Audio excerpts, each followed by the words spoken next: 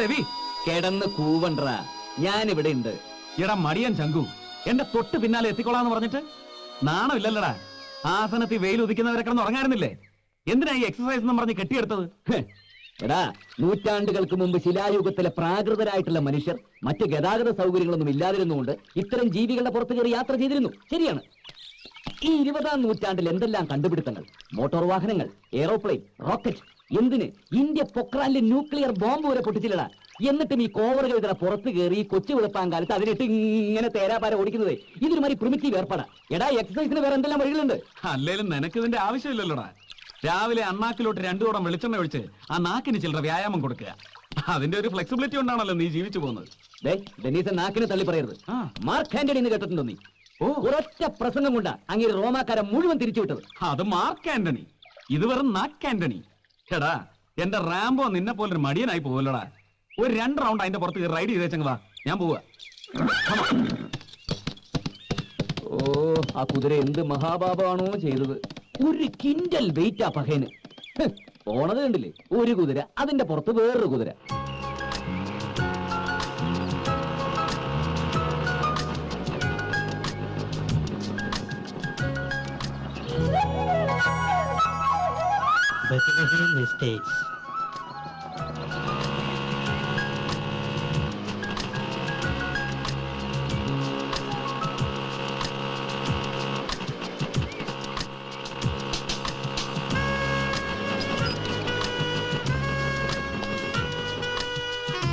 Hello, ഒരു courier ഉണ്ട്.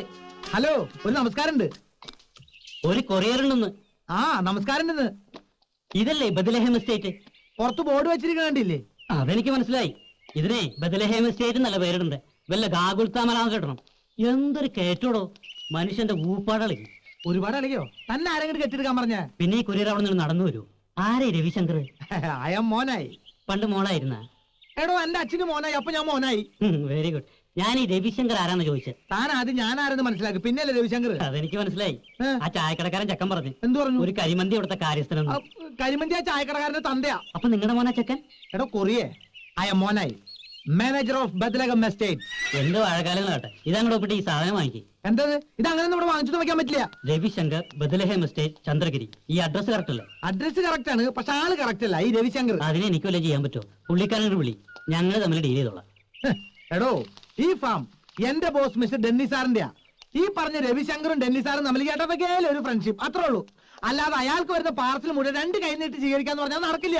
ഇതിനകത്ത് വല്ല ബോംബാണെങ്കിലോ? ബോംബാണെങ്കിൽ പൊട്ടുമറിയല്ലോ. നിന്റെ ചേട്ടത്തിനെ പൊട്ടിച്ചാൽ നിനക്ക് മനസ്സിലാവട്ടെ, ഞാൻ പൊട്ടിച്ചാന്ന്. ഇതെന്ത് പൂച്ചാരിനെ കരണേട്ടാ? അപ്പൊ ചത്തിട്ടില്ല. ഞാനാ വളവിലെ കട്ടറിൽ വീണപ്പോ ചത്തെന്ന് വിചാരിച്ചേ. എന്താ മോനെ, ആരാ? സാറ് ഇയാള് കാലത്ത് തന്നെ വന്നെന്തോ ചോറിയാണെന്നൊക്കെ പറഞ്ഞ പ്രശ്നം ഉണ്ടാക്കുന്നുണ്ട്. എന്താ ചുറ്റിക്കളി കേസാ? Sir, I am from Diana couriers. ഒരുപാട് ദൂരം യാത്രയാണ് സാർ ഞാൻ വരുന്നത്. ആക്ച്വലി ഞങ്ങൾക്ക് ഏരിയയിൽ സർവീസ് ഇല്ല. ഇത് സോണൽ ഓഫീസിൽ നിന്ന് ബ്രാഞ്ച് ഓഫീസിലേക്കും അവിടെ നിന്ന് സബ് ഓഫീസിലേക്കും സ്പെഷ്യൽ ഇൻസ്ട്രക്ഷൻ വന്ന കേസാണ് സാർ. ഈ പൂച്ചക്കുട്ടി ജീവനോട് എത്തിക്കണമെന്ന്. ബൈ ഗോഡ്സ് ഗ്രേസ് ഇതിനോട് എത്തിക്കണം സാർ. മിസ്റ്റർ രവിശങ്കറിന് മോനായി പറഞ്ഞ കേക്ക്. രവി സാറിന് പട്ടിയുടെ രൂപത്തിലും പൂച്ചയുടെ രൂപത്തിലും ഓരോ സാധനങ്ങൾ വരുന്നത്. ഇത് ഏറ്റെടുക്കേണ്ട അവസാനം പുലിവാലാവും. ഇതെങ്ങനെയാണ് പുലിവാലാവുന്നത്? ഇത് പൂച്ചവാലല്ലേ? ഇത് ഞാൻ പിടിച്ചോളാം. ആരെടുത്ത് ചോദിച്ചിട്ടായി ഗൗൺ എടുത്തിട്ട്? ഇന്നലെ രാത്രി തണുപ്പുണ്ടായി, ചെറിയ സംശയം, അതുകൊണ്ട് എടുത്തിട്ടാ. നീ അയാൾക്ക് ഒരു 150. ഓക്കെ, 150. ഇല നക്കിപ്പട്ടിയുടെ കിരി നക്കല്ലേട്ടാ. ഇലയിലും എല്ലാം നക്കാണ്ടായിട്ട് വേണ്ട നിന്റെ കിരി നക്കാൻ.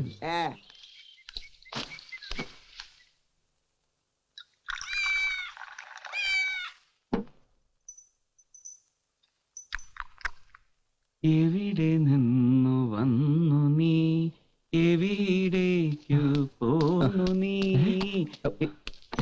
ഇതാണോ? എന്താ വല്ല ഫേസ് കട്ട് ഫീൽ ചെയ്യുന്നുണ്ടോ? ആഹാ, നിന്റെ അതേ മുഖച്ചായ. ഇതിപ്പോ എവിടെ നിന്ന് ചാടി? നിനക്കൊരു ഐഡിയ ഇല്ലേ? അയച്ചാളുടെ ഫ്രം അഡ്രസ് പെട്ടിപ്പുറത്തുണ്ടാവുമല്ലോ. ആ, പെട്ടിപ്പുറത്ത് ഒരു പട്ടി കടിച്ചെടുത്തോണ്ട് പോയി. മക്കളെ, നിന്റെ ഒരു ഫോട്ടോ എനിക്ക് കിട്ടൂടാ. ഫ്രെയിം ചെയ്ത് വീട്ടിൽ കെട്ടിത്തൂക്കാനാ. ഞാൻ ചിരിച്ചോണ്ടിരിക്കുന്ന ബ്ലാക്ക് ആൻഡ് വൈറ്റ് ഫോട്ടോ മതി. ബ്ലാക്ക് ആൻഡ് വൈറ്റ് തന്നെ വേണം, എന്നാലേ ക്ലിയർ ആയിട്ട് നിന്നെ കാണാൻ പറ്റും. നീ ടെൻഷൻ അടിക്കാടാ, ആരെങ്കിലും ഫൂളാക്കാൻ ചെയ്താവും. സാർ, ഈ മെയ് മാസത്തിൽ ഏപ്രിൽ ഫുൾ ഉണ്ടോ? ഏയ്, ഏപ്രിൽ ഫുളിന് ജൂൺ മാസത്തിലല്ലേ ഉള്ളൂ. പോയി ബ്രേക്ക്ഫാസ്റ്റ് എടുത്ത് വെക്കടാ. ഈ പ്രശ്നം ഞങ്ങൾ കൈകാര്യം ചെയ്യலாம். താങ്ക്സ്. ഓ ചങ്കുവേ, സത്യം പറ, വല്ല റൊമാൻറ്റിക് ലൈനും ആണോ? വല്ല ദൂതും? ഹംസത്തിന് പകരം പൂച്ചദൂത്.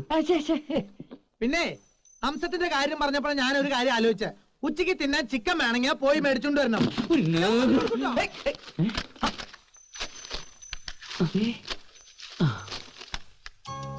ഒഴിവുകാലം വരുന്നു എന്റെ സുന്ദരൻ മുറച്ചെറുക്കൻ പൂച്ചെ. നിന്നെ മറ്റു മുറക്കുറിഞ്ഞികൾ അറിയാതെ ആദ്യം ഓടിയെത്തിയ thanks to the courier service ബ്രാക്കറ്റിൽ ഈ കുറിഞ്ഞെ മനസ്സിലായോ നിനക്ക്? ഉത്തരമറിയാൻ ഞാൻ വരുന്നു. Yes man, I am coming. എടാ ചങ്കുവേ, ഇത് line, high power extra tension line. എന്നാലും ഏത് കുരിശാടത്? ഞാൻ വരുന്നു, ഒഴിവുകാലം.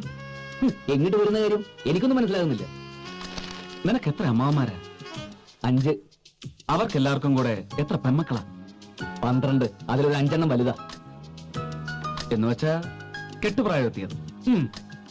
ആ, അതിലൊരുത്തി നിന്നെ പ്രേമിക്കുന്നു. നീ അറിഞ്ഞോ അറിയാതെ? എനിക്കൊരു പുല്ലുമില്ല, എനിക്ക് ആരോടൊരു പ്രേമവും ഇല്ല. ഇതൊക്കെ ആ പിള്ളേരുടെ വെറുതെ ഒരു വട്ട്. അത് നമുക്ക് പിന്നീട് സംസാരിക്കാം. ഇതിൽ വല്ല ക്ലൂവും കാണും. പ്രേമത്തിന് പറ്റിയ ഏറ്റവും നല്ല സിമ്പലാണ് പൂച്ച. ഒരു തരം കണ്ണടച്ച് പാലുകുടിക്കലാണല്ലോ ഇതിന്റെ ആദ്യത്തെ സ്റ്റേജ്. ഓ, ചൈന ഭാഷയാ. പെണ്ണ് ചിലപ്പോ ചൈനക്കാരി ആയിരിക്കോ? ഇതല്ലടാ, കാസറ്റ് ഉരിങ്ങിയതാ.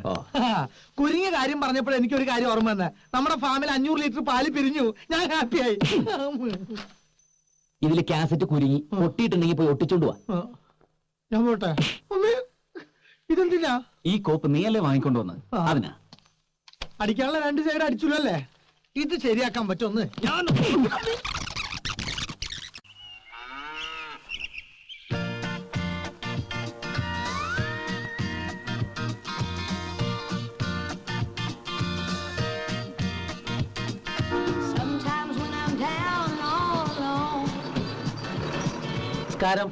നമസ്കാരം.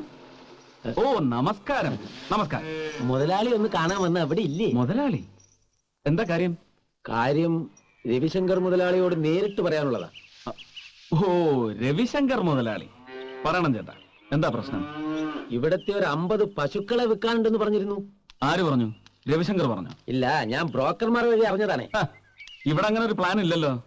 പശുവിനെ വിൽക്കുന്ന കാര്യം ആരോടും പറഞ്ഞിട്ടുമില്ല. നമുക്കതിനെ കുറിച്ച് അറിയാഞ്ഞിട്ടാവും. രവിശങ്കർ മുതലാളിയെ വിളിക്കൂ, ഞാൻ സംസാരിക്കാം. എന്നോട് ബ്രോക്കർ കണ്ണപ്പനാണ് പറഞ്ഞത്. അയാൾ നുണ പറയില്ല. ചേട്ടാ, ഇപ്പൊ ഞാൻ പറയുന്നൊന്ന് വിശ്വസിക്കേട്ടാ. ഇവിടുത്തെ ഒരൊറ്റ പശുവിനെ പോലും വിൽക്കാൻ ഉദ്ദേശമില്ല. അത്രയ്ക്കങ്ങ് തറപ്പിച്ച് പറയാൻ നമ്മളാരാ? ഞാനാ ഇതിന്റെ ഓണർ, ഡെന്നിസ്. എന്താ ഞാൻ പറഞ്ഞ പോരെ? ഓക്കെ. അപ്പൊ രവിശങ്കറോ? രവിശങ്കറിന്റെ ഫാം ആണെന്നാണല്ലോ ഞാൻ കേട്ടത്. ഇയാൾക്ക് ഇനിയും വിശ്വാസം ഇല്ലെങ്കിൽ ഞാൻ പണിക്കാരെ വിളിക്കാം. വേണ്ട, വിശ്വാസമുണ്ട്. അവരെ വിളിക്കുന്ന ഇയാളെ വിശ്വസിപ്പിക്കാനല്ല, പുറത്തേക്കുള്ള വഴി കാട്ടി തരാനാ. ഇങ്ങോട്ട് വന്ന വഴി തന്നെയല്ലേ അറിയാം. അവരെ വെറുതെ ബുദ്ധിമുട്ടിക്കണ്ട. അതെ, ഈ രവിശങ്കർ മുതലാളിക്ക് ഫാം ഉണ്ടോ? പുറത്തെ റോഡിലോട്ട് ഇറങ്ങി കിഴക്കോട്ട് വെച്ച് പിടിക്കണം. 1/2 ഫർലോങ് ചെല്ലുമ്പോ കാണാം രവിശങ്കറിന്റെ ഫാമിന്റെ ബോർഡ്. അല്ല, അവിടെ കന്നുകാലികൾ അല്ലല്ലോ, ആനയെ വളർത്തുന്ന സ്ഥലം. ഒന്ന് പോടോ. കുറ്റിയും പിടുന്നുണ്ട്, പോന്നോളൂ ഓരോന്ന്. അല്ല, സാറ് കിഴക്കോട്ടാണോ? അല്ലല്ലോ. രവിശങ്കേഴ്സ് ഫാം കൊള്ളാം. ലോക്ക്ഡ് ആണല്ലോ. എന്ന് ലോക്ക്ഡ് ആയതാണാവോ? അപ്പുണ്ണിയാരേ, കുട്ടാ, അമ്പട കള്ള. ആ ഡെന്നീസിന്റെ ഫാമിൽ കയറിച്ചൊന്നുമില്ലേ? ആ കുട്ടാ, അതുകൊണ്ടല്ലേ ഇതിന്റെയൊക്കെ ശരിക്കുള്ള ഓണേഴ്സ് ആരാന്ന് മനസ്സിലായത്. ആ കണ്ടത് ഡെന്നീസിന്റേത്, ഇത് കുട്ടന്റേത്. ഡെന്നീസിന്റെ കണ്ടു, ഉഗ്രൻ. ഇനി കുട്ടന്റെ കാണണം. കുട്ടന്റേതും കൂടി കണ്ടിട്ടേ നിങ്ങൾ പോകുള്ളൂ. അതൊക്കെ പോട്ടെ, വീട്ടിൽ എന്തൊക്കെയുണ്ട് വിശേഷങ്ങൾ? അമ്മയ്ക്ക് അസുഖമൊന്നുമില്ല? പരമസുഖം. മോന്റെ ഫാമിന്റെ ഫോട്ടോ കണ്ടത് മുതൽ അമ്മ ഭയങ്കര ഹാപ്പിയാ. താക്കോലെടുക്കു കുട്ടാ, തുറക്കട്ടെ. അല്ല, ഞാൻ പറയട്ടെ, ആ ഫോട്ടോസ് എന്റെ ഫാമിന്റേതല്ല, അത് ഡെന്നീസിന്റെ അല്ലേ, മാറിപ്പോയതല്ലേ. ഇതാണ് Ravishankar's farm. Agro farm, goat farm, orchid garden, fruit garden, milk products, cattle farm. അവർ നെക്സ്റ്റ് പ്രോജക്ട് ഷാങ്ക് ബറീസ് ചോക്ലേറ്റ്. മിക്കവാറും ഇത് വരുന്നതോടുകൂടി ബാക്കി ചോക്ലേറ്റ് കമ്പനിയുടെ ഒക്കെ പോട്ട്.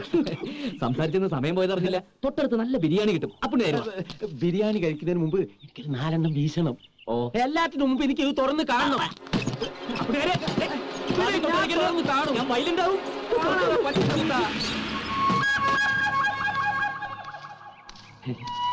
ആഹാ, ബ്യൂട്ടിഫുൾ. വെറും 3 വർഷം കൊണ്ട് ഇതൊക്കെ എങ്ങനെ ഉണ്ടാക്കി എടുത്ത എന്റെ കൂട്ടാ. ശവത്തേല് ബ്ലേഡ് വെച്ച് കീറില്ല എന്റെ നായരെ. നാട്ടിൽ എനിക്കൊരു പേരുണ്ട്, CID അപ്പുണ്ണീന്ന്.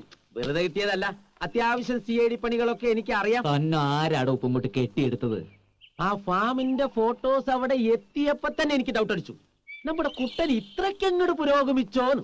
എടോ നായരെ, എന്റെ ഇവിടത്തെ ഈ സ്ഥിതി താൻ അമ്മയെ അറിയിക്കാനുള്ള പരിപാടിയാണെങ്കിൽ തന്നെ കൊന്ന് കുഴിച്ചു മൂടും ഞാൻ. 14 അല്ല, എക്സ്ട്രാ ഒരു 10 പേര്.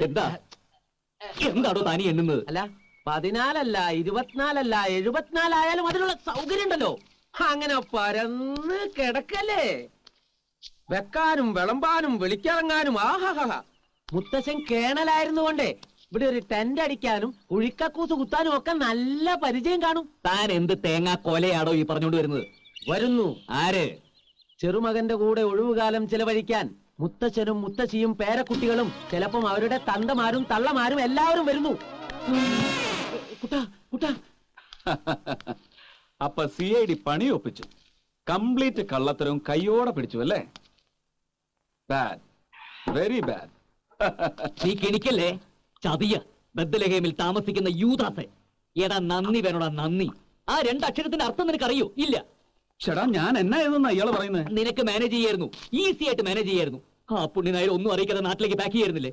എടാ എടാ പൊട്ടൻ ചങ്കു, അതിന് അയാൾ എന്നോട് പറഞ്ഞു. അയാൾ ആരാന്ന് ഓർമ്മയുണ്ടോ ഈ മുഖം? 2.5 വർഷം മുമ്പുള്ള ഒരു ഏപ്രിൽ മാസ രാത്രിയിൽ രക്തത്തിൽ കുളിച്ചു കിടന്ന് നിന്നതാ ഈ കൈകൾ കൊണ്ട് കോരിയെടുത്തപ്പോ നീ പറഞ്ഞൊരു ഡയലോഗ് ഉണ്ടായിരുന്നു, thank you sir, thank you എന്ന്. മേട്ടുകുളത്ത് നിന്ന് ബൈസൺ വാലിയിലേക്ക് പോകാൻ 2 വഴിയാ. ലെഫ്റ്റിലും പോവാം, റൈറ്റിലും പോവാം. ലെഫ്റ്റിൽ പോയ റോഡ് നല്ലതാ, എന്നിട്ടും ഞാൻ റൈറ്റിലേക്ക് തിരിഞ്ഞു. അതുകൊണ്ടല്ലേടാ കണ്ടത്, ഏതോ ലോറിക്കാർ ഇടിച്ചിട്ടിട്ട് പോയ നിന്റെ ജീപ്പും നടു റോട്ടിൽ രക്തത്തിൽ കുളിച്ചു കിടന്ന നീയും. ദാ ഇങ്ങനെ ഞാൻ വാരിയെടുത്ത് ആശുപത്രിയിൽ എത്തിച്ച് 4 കുപ്പി ബ്ലഡും തന്ന്. 3 കുപ്പി. എന്തോ? കഴിഞ്ഞ ഗാന്ധി ജയന്തി സാറി കഥ പറഞ്ഞപ്പോ 3 കുപ്പിയായിരുന്നു. ഇപ്പൊ ടെൻഷൻ കാരണം 1 കുപ്പി കൂടി ഉണ്ടാവും. എന്റെ ബ്ലഡിന്റെ കണക്ക് നിനക്കാണോ? ആദ്യകാലത്ത് ഇറങ്ങിയ കാസറ്റിൽ 2 കുപ്പിയായിരുന്നു. ഇതിങ്ങനെ പറഞ്ഞു കൂടി വരും. നീ ഏതായാലും പറയും, ബാക്കിയോടെ പറയും. ഇല്ലടാ, ഞാൻ ഒന്നും പറയുന്നില്ല. ജീവൻ രക്ഷിച്ചവനിട്ട് തന്നെ പണിയണം. ബ്രൂട്ടസ് ഒക്കെ നിന്റെ മുമ്പിൽ എന്തൊരു ഡീസന്റ്. പുളുന്തൻ ചങ്കു, ഇവിടെ കഴിഞ്ഞ 2 വർഷമായിട്ട് ഈ ജീവൻ രക്ഷ കഥ പറഞ്ഞ് നീ എന്നെ എത്ര തവണ വഹിച്ചിട്ടുണ്ടടാ? ഇവിടെ പറയുന്ന നിനക്കില്ലേലും കേൾക്കുന്ന എനിക്കില്ലടാ ഒരു ചളുപ്പ്. ഹോ ദൈവമേ, നിനക്കന്നൊന്ന് ലെഫ്റ്റിലേക്ക് തിരിഞ്ഞു പോകാൻ പാടില്ലായിരുന്നോ? എന്തെങ്കിലും ഒരു കാരണം കിട്ടിയ ഉടനെ തുടങ്ങും. മേട്ടുക്കുളത്തുനിന്ന് ബൈസൺ വാലിയിലേക്ക് ലെഫ്റ്റും റൈറ്റും. ഇല്ല, ഞാൻ നിർത്തി. ഇനിയില്ല. യാത്ര പറയാൻ വന്നത് ഞാൻ. ഇനി ചിലപ്പോ കണ്ടില്ല എന്ന് വരും. കാണാതിരിക്കാൻ ഞാൻ ശ്രമിക്കാം. സാർ സൂയിസൈഡ് പോവാണല്ലേ? എടാ മോനായി, ചവിട്ടി കയറ്റി തരും ഞാൻ. സൂയിസൈഡ് നിന്റെ അപ്പം ചെയ്യും. മോനെ, എന്താടാ നിന്റെ പ്രശ്നം? എടാ നിനക്കൊരു പ്രശ്നം ഉണ്ടായി ഞാനുണ്ടാവില്ലടാ. എടാ മുത്തശ്ശനും മുത്തശ്ശിയും കസിൻ പിള്ളേരും എല്ലാരും കൂടി ഈ വെക്കേഷൻ ഇങ്ങോട്ട് വരുന്നു എന്ന്. അതാണോ കാര്യം? അവര് വരട്ടടാ, എല്ലാവരും വരട്ടെ. എന്നിട്ട് അവർക്ക് ഇവിടെ മതി വരും വരെ ഇവിടെ താമസിക്കട്ടെ. എടാ അവരെത്ര പേരെ എങ്ങോട്ട് കെട്ടിയെടുക്കാൻ പോണെന്ന് നിനക്കറിയോ? നീ ഭാഗ്യവാനാടാ.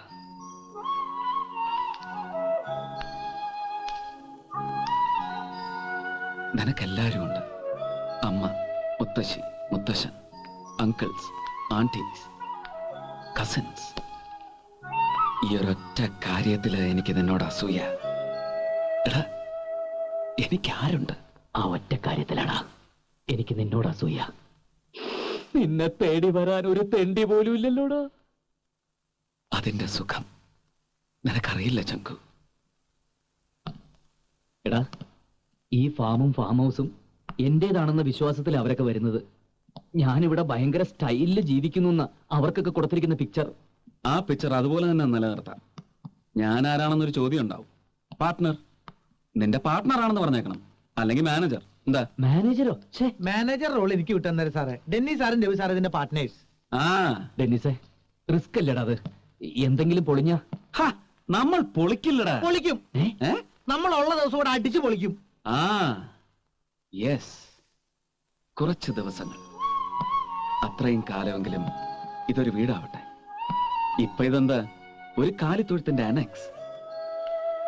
ഈ ഭൂലോകത്ത് ആരും തേടി വരാനില്ലാത്ത ഡെന്നിസ് എന്ന അനാഥന്റെ കാലിത്തൊഴുത്ത് ഒരു വീടായി മാറുന്നു. അല്ല, കൊട്ടാരം. മോനായി, സാർ ക്രിസ്മസിന് പുൽക്കൂട് ഒരുക്കാറില്ലേ നമ്മൾ? അതുപോലെ ഒരുക്കണം ഇവിടെ മുഴുവൻ. ഒന്നും കുറഞ്ഞു പോകരുത്. ഓക്കേ? ഓക്കെ സാർ, ഏറ്റു. ആ ഓക്കേ. ടെന്നീസേ, നീ എന്നെ രക്ഷിച്ചടാ. Thank U.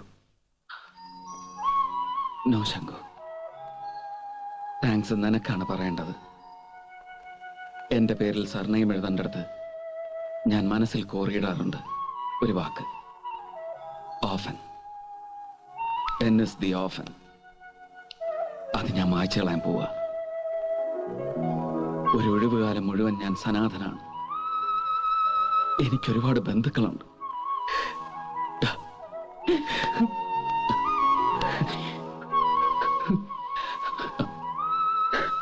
പിന്നെ ദാ ചങ്കു, മറ്റൊന്നുകൂടി നമ്മൾ മറന്നു. പൂച്ച. പൂച്ചേ? ആ, പൂച്ചയെ ദൂതായി അയച്ചവൾ എവിടെയോ മറഞ്ഞിരുന്ന് നിന്നെ സ്നേഹിക്കുന്ന